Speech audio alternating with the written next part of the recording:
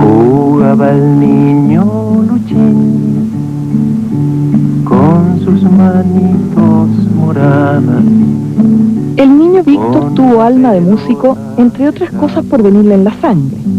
Era hijo de una cantora, tocadora de guitarra, animadora de fiestas y velorios, lavandera de ropa ajena, fritanguera de sopaipillas, campesina de mente clara, creativa y despierta, que el propio Víctor recordó de esta manera.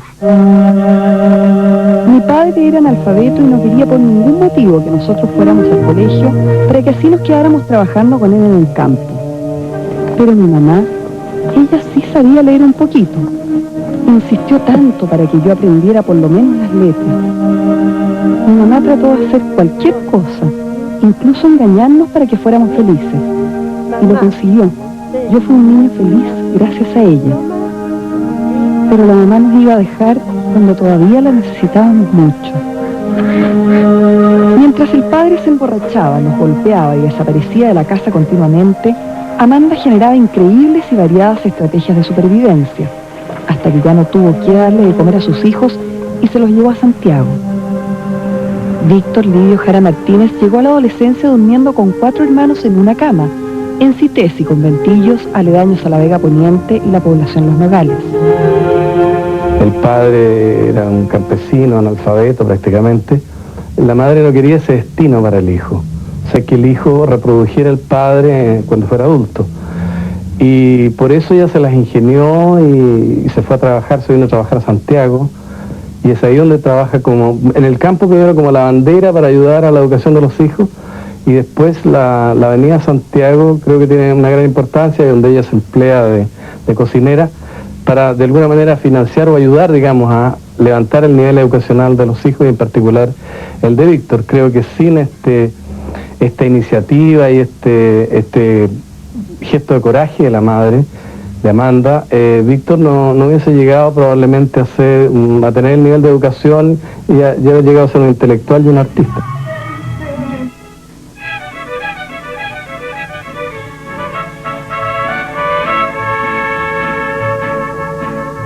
Lo quería mucho a su mamá y fue un golpe muy fuerte para él cuando murió así muy repentinamente de un infarto, ¿no? Porque de sobretrabajo. A los 15 años Víctor se quedó solo en el mundo, sin familia ni refugio. Entonces entró al seminario de la Orden de los Redentoristas de San Bernardo, decidido a ser sacerdote. Recuerdo haberlo visto llegar al seminario en el año 1947. Y evidentemente que en el seminario se estudia mucho. La carrera posible sacerdotal es muy larga. Entonces, hay otras materias que no atraen tanto. Pero a la clase de música él llegaba con verdadero gusto, con verdadero placer, como diciendo, esto sí que me gusta. ¿Cuál fue la motivación de este joven, de este adolescente, para entrar en el seminario? Por lo que yo recuerdo, ¿no es cierto? No pienso que lo moviera a él tanto el deseo de ser sacerdote. Él buscaba cómo podía servir en su vida a los pobres, a la gente más desprovista de recursos materiales. Entonces yo pienso que su llegada responde a esta inquietud más bien.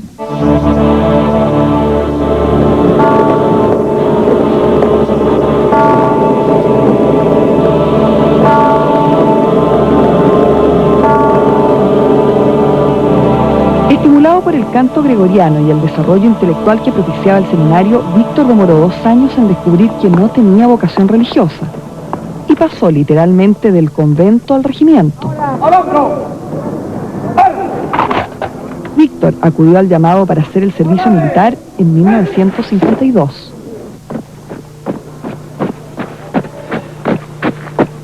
Víctor Jara salió del servicio con el rango de sargento primero y una hoja de vida que lo certifica como un individuo de excelente conducta militar, muy trabajador, de buenas costumbres y con condiciones de mando. Ven conmigo, ven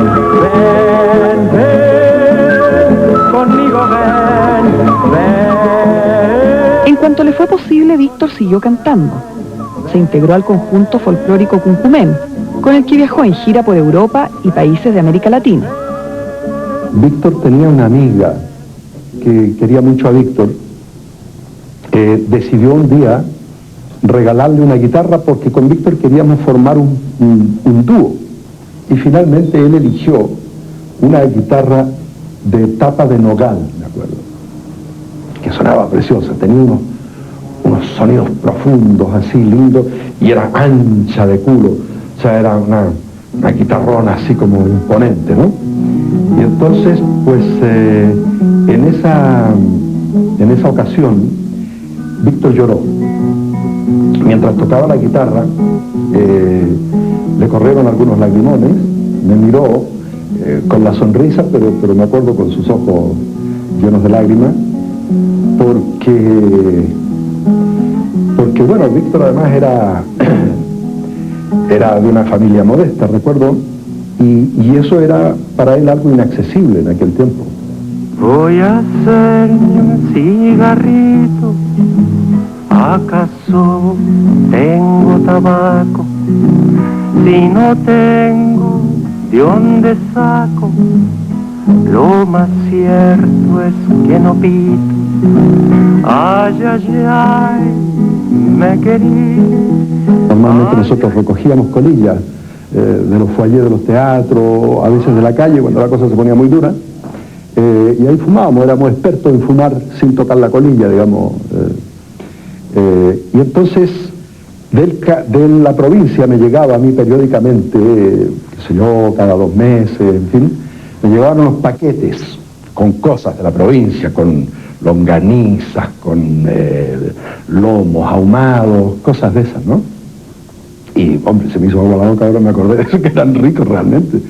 Y figúrate, en una pensión que vivíamos nosotros de mala muerte, como se dice, pues nos llegaban esos paquetes y eran los días de gloria. Días de gloria. Nelson Villagra, actor conocido en especial por su papel de indigente homicida en la película El Chacal de Nahuel Toro, es el más antiguo y permanente amigo de Víctor Jara. Se conocieron a los 18 años en la escuela de teatro, siendo ambos del sur y con la misma ilusión de cambiar el mundo. El Cerro Santa Lucía era, diríamos, casi nuestro punto diario para comer. Porque cuando no podíamos comer estos ricos cocavís que nos llegaban del sur, simplemente nos juntábamos unos pesos para comprar pan negro, leche, y nos íbamos al cerro, y ahí comíamos, y ahí nos hacíamos planes para el futuro, y soñábamos con el mundo en el que íbamos a participar y que queríamos construir. De algún modo yo creo que tanto él como para mí se realizaron varias de las cosas que alguna vez soñamos en el Cerro Santa Lucía. ¿Sí, eh? Yo creo, porque el camino que él hizo aquí en Chile, el aporte que Víctor hizo en aquel tiempo, durará, yo creo, por generaciones. Un hecho especialmente significativo en la vida de Víctor ocurrió en esta época. En el Café Sao Paulo, en la calle Huérfanos, el joven conoció a una mujer vestida sin artificio, con el pelo desgreñado y una guitarra entre las manos. Se llamaba Violeta Parra. Ella lo cautivó e impresionó profundamente. Violeta lo distinguió enseñándole varias de sus canciones y pidiéndole opinión sobre sus composiciones musicales, gesto que Víctor va a imitar con las generaciones más jóvenes de músicos por el resto de su vida. Yo creo que debe haber tenido unos 10, 15 años de diferencia con Víctor, pero no recuerdo haber tenido y haber sentido el peso de esta diferencia de edad. El año 67, bueno, me llamaron a integrar el conjunto Digimani, que todavía no tenía nombre, y eso en ese momento, bueno, casi inmediatamente se acercó y nosotros nos acercamos a Víctor porque él era un exponente de primer plano. Nos sugirió muchos temas para que nosotros montáramos y tal vez de manera más privada yo con él hicimos incursiones en posibles canciones, en posible arreglo de canciones. Un muchacho de una gran sonrisa. Era, diría, lo que le distinguía en ese tiempo era que él tenía una sonrisa de muchos dientes. Bueno, sonriente, claro, pero al mismo tiempo reservado, ¿no? Ponía una cierta distancia, porque él se atribuía un cierto rol, digamos, sin ser pedante ni ser engreído, pero él conocía quién era él y qué valía y qué es lo que tenía que hacer. Víctor tenía una personalidad contrapuesta a la mía, era un poco exultante a veces, siempre estaba haciendo chistes, pero eran chistes un poco, ¿cómo decirte?, literarios, por decirlo así, ¿no? Que tenían que ver también con literatura, teatro, cosas así, eran medio refinados, que él los había aprendido en sus largas excursiones y conversaciones con medio mundo, sobre todo en la esfera del teatro y de las actuaciones. Y era sardónico, o sea, si tú cometías un error en su presencia diciendo algo que se salía de lo normal, o sobre alguna persona, que era de su conocimiento, inmediatamente te lanzaba una pica. En 1957 Víctor alcanza un sueño, estudiar actuación en la Escuela de Teatro de la Universidad de Chile.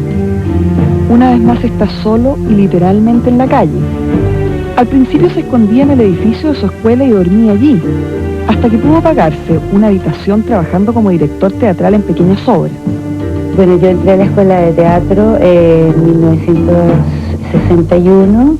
Víctor era una persona encantadora, con una sonrisa atractiva, con un apasionado del teatro porque se sacrificó mucho para poder llegar a ser director de teatro. Para nosotros era muy pintoresco lo de la leche de Cáritas y el queso que les regalaban, que era una ayuda alimenticia, ¿te fijas? Tenía grandes dificultades para vivir y no se le notaba nada, pero nada. No te puedo decir depresiones, no, nada. Estaba en un espíritu animoso, estaba contento de estar ahí. Sin quejarse, durante los años universitarios Víctor se abocó a desarrollar su faceta de teatrista, aunque el cantautor seguía pesando en todo su quehacer. Un temperamento fuerte y su personalidad de líder lo llevaron naturalmente por el camino de la dirección teatral, título que obtuvo en 1960. Víctor era una persona con un carácter fuerte, ¿ah? Era agresivo de repente, porque él había cosas que los encontraba injustas y lo decía, pero él entraba a la sala de ensayos y se transformaba en otra cosa. Era el ambiente, eso es irreemplazable, el ambiente de creación de la sala de ensayo, el ambiente realmente de sacar las cosas cariñosamente hacia afuera. Hizo La Remolienda, por ejemplo, que fue en esa época una puesta en escena de gran importancia, equivalente a lo que podría haber sido hoy día La Negra Esther, ¿no? Hizo Viet Rock. Por primera vez en el Teatro Chile apareció todo el elenco con buzo. Entonces el Víctor nos decía, imagínense que estamos en el sur de Chile, que ustedes siembran arroz. Entonces nosotros teníamos que aprender a caminar, ya como si estuviéramos caminando en agua en arrozales, cosa que ninguno de nosotros tenía como vivencia. Si Víctor Jara viviera sería un caballero de respetables 60 años. Pero muy probablemente, si le hubiera tocado esta época, también sería dark, cool y rockero. No es impensable que usara un aro en la nariz, o tatuajes, o se pintara un mechón en el pelo. Él mismo decía que le gustaba la moda, en una época en que esto era considerado una frivolidad pecaminosa. Sin embargo, su curiosidad cultural le permitía apreciar todo tipo de música y expresión artística en tanto fuera auténtica, y no prejuiciarse frente a ninguna forma de creación. Tenía un look. Siempre Víctor andaba vestido de negro, en fin, sus pantalones eran muy bonitos, eran de decotelé, en fin, usaba botas a veces. Era muy atractivo desde ese punto de vista. Tal vez porque era un hombre de teatro y porque el cómo ser y el cómo pararse en el escenario no era una preocupación secundaria. Se va a Londres a conseguir una beca y estudia el movimiento que hay en Inglaterra, de lo que sería el equivalente a la nueva canción chilena, donde están los Rolling, están los Beatles, están otros más. estudia técnicas de lanzamiento. Él tenía esa cosa, ¿no? esa curiosidad, esa inquietud por llevar las cosas a su extremo, de perfección o de agresión, así. Conociendo mucho de la música chilena y latinoamericana, no tenía prejuicios en cuanto a, por ejemplo, hacer canciones y trabajar con grupos más rock o pop de la época, como los Blobs, por ejemplo. Era tal el prejuicio que había en algunos sectores que por el hecho de nosotros usar guitarra eléctrica decían que éramos imperialistas por usar guitarra eléctrica. Entonces en ese sentido Víctor fue muy valiente y además era una persona muy abierta. O sea, Víctor era una persona que se notaba que estaba abierta a aprender, era una persona culta, ¿no? Y entonces él se acercó a este grupo extraño en realidad, o sea, porque además la música que nosotros estábamos en plena búsqueda, así que lo que estábamos haciendo también no era muy sencillo, no era un plato fácil de tragar. Yo creo que había en él como una búsqueda, te fijas, una búsqueda de que el lenguaje, si íbamos a hacer un lenguaje chileno, que ese lenguaje fuera lo más amplio posible. Durante la década del 60, Víctor desarrolló en paralelo y muy intensamente sus vetas de compositor y cantante, director teatral, investigador del folclore e instrumentos indígenas, actor, dramaturgo y libretista.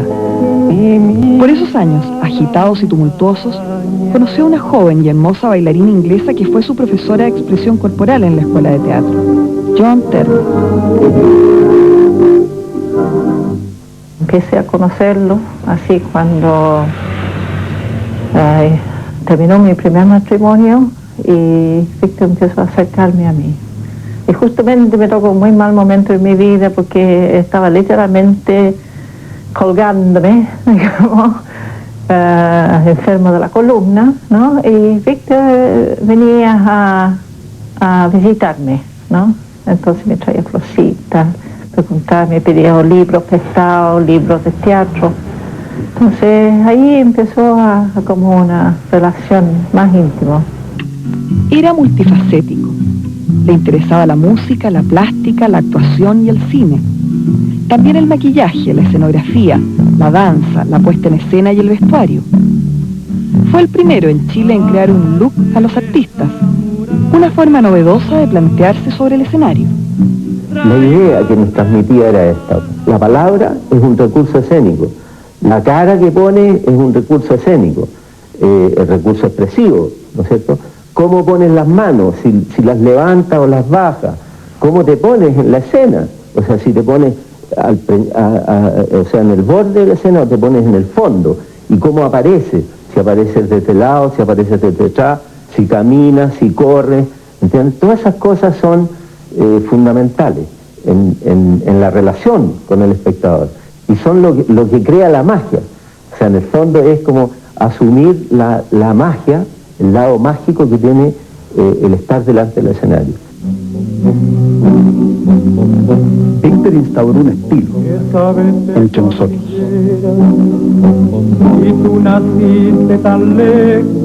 De la China de prensa, la tranquera y el patrón con la escuela de plata, pasamos directamente a las minas de carbón de Lota, a los mares vacíos, qué sé yo, a la gente sin tierra. Su apertura, digamos, iba cada vez más en aumento, y su libertad como creador iba cada vez más en aumento, ¿no? Y él tenía la capacidad de conciliar eso con su profundo compromiso social y la práctica de esta canción militante. Te fijas que muchas veces era una canción muy circunstancial y muy vinculada con hechos puntuales. También fue el más tajante en defender el compromiso político del artista, en su opinión, un atributo necesario y deseable. Se transformó en el más claro exponente, en el ideólogo, de un movimiento cultural que fue conocido como la nueva canción chilena. Él tenía la capacidad intelectual para racionalizar y para expresar en forma teórica o abstracta, digamos, lo que todos estaban haciendo, todo el grupo que componía el movimiento de la nueva canción chilena. Con Víctor, con Patricio Mans, con Los Parra, con Quilapayún, con el grupo Aparcoa, un sinnúmero de artistas, nos sentíamos todos muy hermanados. Danos tu fuerza y tu valor al combatir. sopla como el viento la flor de la quebrada, limpia como el fuego el cañón de mi fusil. Levántate y mírate las manos para crecer, estréchala a tu hermano, juntos iremos unidos en la sangre. Ahora Ya en el año 1970, Víctor Jara era un cantor conocido y admirado por sus pares y por el público, y también en el exterior del país. Víctor Jara estaba en Londres, invitado por el Consejo Británico, cuando hizo una de sus más hermosas canciones, Te recuerdo Amanda, a cuyos protagonistas bautizó con los nombres de sus padres. Amanda, la calle mojada, corriendo a la fábrica donde trabajaba Manuel. La sonrisa ancha, la lluvia en el pelo, no importaba nada, ibas a encontrarte con él, con él, con él, con él, con él. Son 5 minutos, la vida es eterna en 5 minutos. Suenan las sirenas, de vuelta al trabajo, y tú caminando, lo iluminas todo, los 5 minutos te hacen florecer. Era un hombre con mucho amor adentro, ¿ya? Mucha capacidad de amar.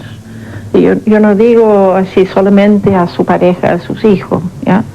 Pero tenía como una sensación de mucho cariño a mucha gente. ¿Cómo era el Víctor papá? Un papá muy, para esa época, así bastante especial, ¿ya? Ahora yo creo que todos los papás son tiernos, se cuiden, les gusta jugar con los niños, o sea, hay como otra cultura ahora para los papás. Pero Víctor era un papá en ese sentido muy moderno, ¿no? Yo creo, porque se preocupaba muchísimo, así, por las 2 niñas, la Manuela, que no era su hija, digamos, de sangre, pero sí de cariño, ¿no? Que la había conocido desde guaguita, y su propia hija, Amanda, ¿no? Un papá chocho, tierno, preocupado, ¿ah? Que no le importaba cambiar los pañales y todo eso, ¿no? Militante en 1970, Víctor Jara participó activamente en la campaña que llevó a la presidencia de la República al doctor Salvador Allende, y luego apoyó al gobierno de la Unidad Popular. Al mediodía del 11 de septiembre, Víctor Jara iba a cantar en un acto en la Universidad Técnica. El orador de fondo sería el presidente Salvador Allende, y había trascendido que llamaría a un plebiscito nacional en esa oportunidad. Pero Allende nunca llegó a la universidad. Un golpe de Estado lo retuvo en La Moneda. Víctor Jara escuchó el último mensaje del presidente desde su casa, junto a su mujer y sus 2 hijas. Que mucho más temprano que tarde, otros hombres, este momento gris y amargo,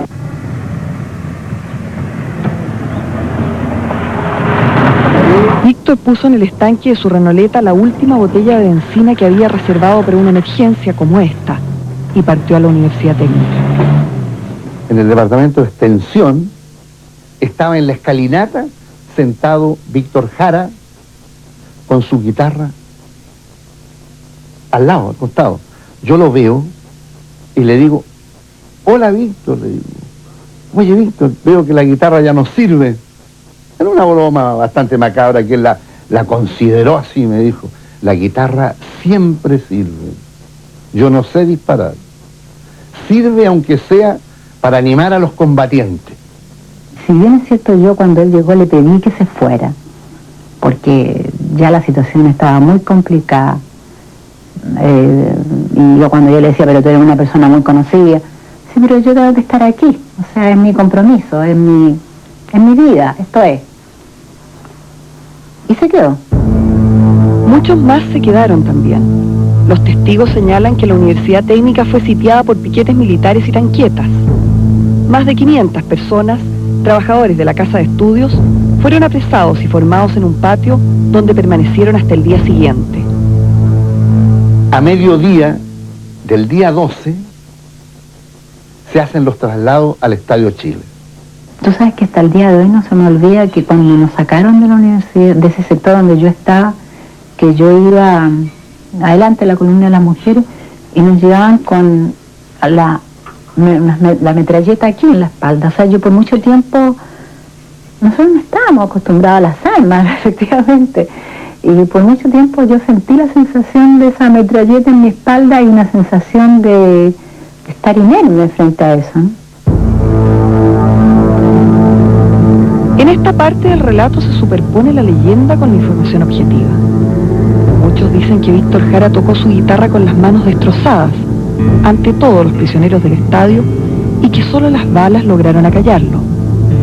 También se habla de que el cantante logró enviar la letra de una última canción hacia el exterior de su cárcel. Hay quienes lo recuerdan con las manos quebradas y sangrantes. También quienes dicen que cantó agónico. Los únicos que conocen la verdad son sus verdugos y quienes compartieron su suerte, pero lograron sobrevivir para contarlo. Víctor Jara fue uno de los pocos a los cuales no pusieron en las graderías, sino los trasladaron a lo que llamaban salas especiales, que eran salas de tortura. Me dejan a mí y a Víctor Jara en un camarín, había un banco así grande, nos sentamos ahí, y al Litre Quiroga en el del lado. Entonces, bueno, ahí ya dijimos, esto aquí nos mata. Vi unas pilas de muertos del tamaño, qué sé yo, de 1 o 2 metros, en que estaban así como en parrilla, uno encima de otro. Y todavía se quejaban. Ahí había algunos que estaban al final con quejidos, con cosas. Entonces yo cuando paso por ahí también pensé, bueno, aquí yo voy a ingresar en ese grupo. En la noche del 12 para el 13 me cruzo en una escalinata con Víctor Jara. Y yo le digo, Víctor, ¿cómo está? Y me extiende sus manos y me dice, mira mis manos. No voy a poder volver a cantar. Yo tenía un ojo bastante contusionado, casi medio cerrado, y otras marcas en la cara, que venían tanto de afuera como que se la hicieron también en el Estadio Chile. Y las manos de Víctor daban la sensación de ser un solo dedo, porque estaban todas con hematoma. Era una sola hematoma, como si le hubieran puesto las manos en la mesa y se la hubieran golpeado. De repente hay una voz que dice, doctor. Y Víctor me dice, te están llamando. Yo decía, ¿qué hago? Entonces me dice, Víctor, anda. Pero cuando yo lo dejé en el camarín solo, yo, en fin, se notaba que estaba como ya convencido de que él lo mataba. Y me recuerdo su cara muy así como muy triste.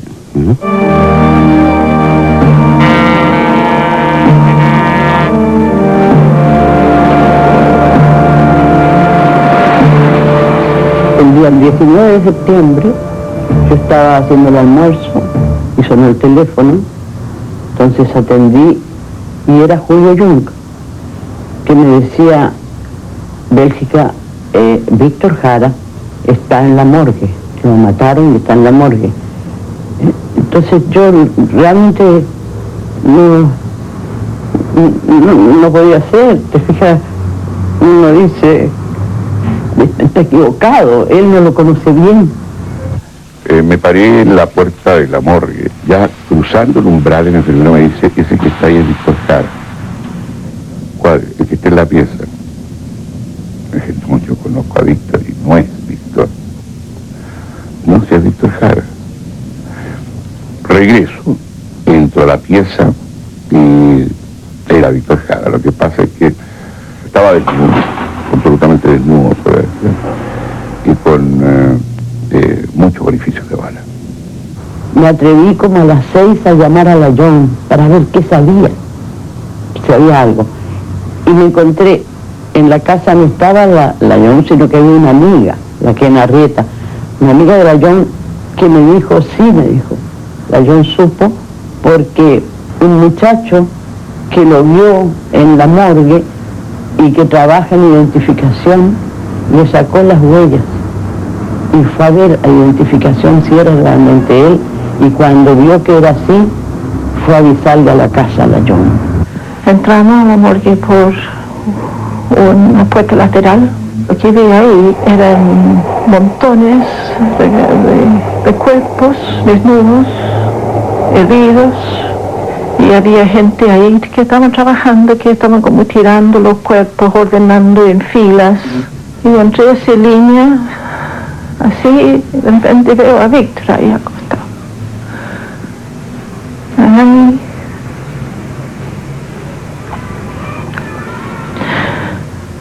Y tomé el peso, que lo habían matado, obviamente. Como todos esos cuerpos, estaba lleno de heridas, tenía hoyos así de metralleta por todo el cuerpo, tenía la cara ensangrentada, tenía las manos incrustadas. La Comisión Nacional de Verdad y Reconciliación estableció que Víctor Jara murió a consecuencia de 44 heridas de bala, y se formó la convicción de que el cantante fue ejecutado por agentes del Estado al margen de todo proceso, luego de ser interrogado y torturado.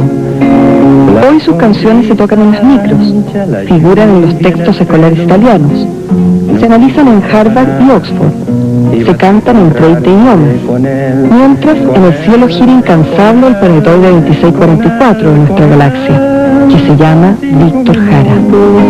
La vida es eterna en 5 minutos, suena la sirena, de vuelta al trabajo, y tú caminando, iluminas todo, los 5 minutos